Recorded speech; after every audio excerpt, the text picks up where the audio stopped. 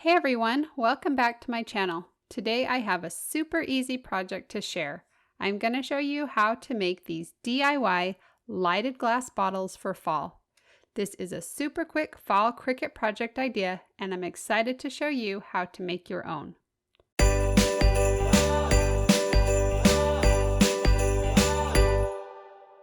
For this project you'll need some tall glass bottles, and I found that clear bottles work best.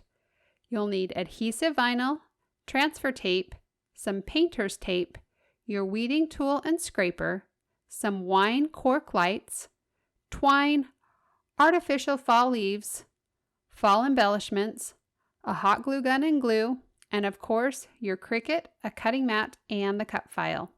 So grab your supplies and head over to your computer. The first thing we need to do is grab the SVG file we'll be using for this project.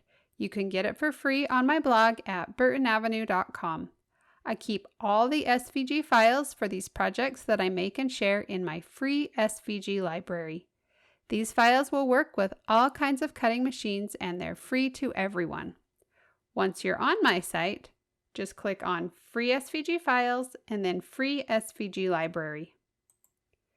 You will need a password to get into the library, and there are instructions on the screen if you need to get one. Once you're in the library, you're going to search for the file Fall Quotes. It will either be listed under the most recent projects and cut files or under the Fall category. You can also use your browser search to find it. I've added the unique code BA1694 after the file name to make finding this design a little bit easier. So once you found it, go ahead and click on that link and the files will be downloaded onto your computer. Now when you download these files online, they come in a zipped folder and you'll need to unzip or extract them before you can use them in Cricut Design Space. To do this, you'll need to go to the location where downloaded files are saved on your computer, and for me, that's on my desktop. Once you've found that zip folder that we just downloaded, double-click on it. A new window will open and somewhere you should see the option to extract or unzip. Click on that and another window will open up. And this will show you where on your computer the unzipped files will be saved. So you need to remember this location because you'll have to get to it once you're in Cricut Design Space. Now go ahead and click on the extract button. And those files will be unzipped and they're now ready to use in Cricut Design Space. So now we can head over to Cricut Design Space and start a new project. Once you're on this canvas screen, you can click on the Upload button and then click Upload Image and then click on Browse. And now you'll want to go to that location where the unzipped files were saved on your computer. Once you're inside of that folder, you'll see several different file types listed, and we need to use an SVG file. But you'll notice in my list of files, an SVG file doesn't show up, and that's because on my computer, SVG files show up as a Microsoft Edge HTML document. And they also sometimes show up as a Chrome HTML document. So if you don't see SVG in this list of files, be sure to look for something like that instead. So select the SVG file and then click Open. Make sure it's the design you want to work with and then click Upload. Select the design one more time and then click Insert Images. And now those designs will appear on your canvas screen. So the first thing we're going to do is ungroup the designs so that we can resize them individually. So you'll just right click and choose Ungroup. And then you can select the individual designs to resize them. So the measurement around my bottle is 10 inches. So I decided to make each of these designs 3 inches wide. So I'm going to go up here to the width and change that to 3. And I'll leave the lock closed and it will adjust the height proportionally. And you'll just need to make sure that once the height is adjusted, that size will fit on your bottle. And my bottle measures about 7 inches tall without the neck, so this design will fit great. If your design is too tall, you can just resize the height until it fits. And then I'm just going to do the same thing with this other design. So now they're both resized. I'm just going to scoot this design a little bit closer to the other one. And then I'm going to select both of those designs and right-click and choose Attach. And that will just lock these designs into the same order that we see on our Canvas screen when we go to cut them out. And so that's all we need to do here. The next thing you can do is click on the green Make It button. And this screen will just show us what the designs are going to look like on the cutting mat. If everything looks good, you can click on the green Continue button. Once Cricut Design Space finds your machine, you'll be taken to this screen. Make sure that the dial on your machine is set to vinyl, and then you can go load your cutting mat. So place a piece of vinyl on your cutting mat and smooth it out so there aren't any wrinkles or bubbles. Then load it into your Cricut by pressing the up and down arrow button. When your Cricut is ready to cut, you'll see the C button light up. Press that and the machine will begin cutting. When everything has been cut, you can press the up and down arrow button again to unload your mat. Remove the vinyl from the cutting mat and trim off any unused portion of the vinyl.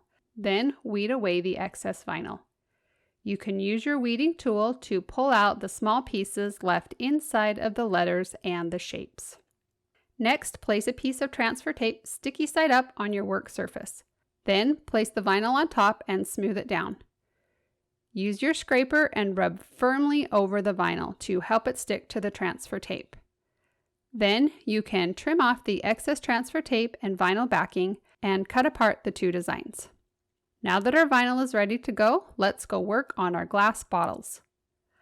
The first thing you'll need to do is clean your bottles really well. If your bottle has a label, I found the easiest way to remove it was to soak it in hot soapy water and then scrape off the label. If there is any sticky residue, you can use rubbing alcohol or Goo Gone to take it off. Once you've got the bottle clean, let it air dry completely on the inside and outside. Now that the bottle is dry, it's time to add the vinyl lettering. We're going to be using the hinge method to apply these vinyl decals to our glass bottles, and I used a rolled up towel to stop the bottle from rolling. Grab one of the designs and place it on the bottle, then put a piece of painter's tape over the top of it in the middle.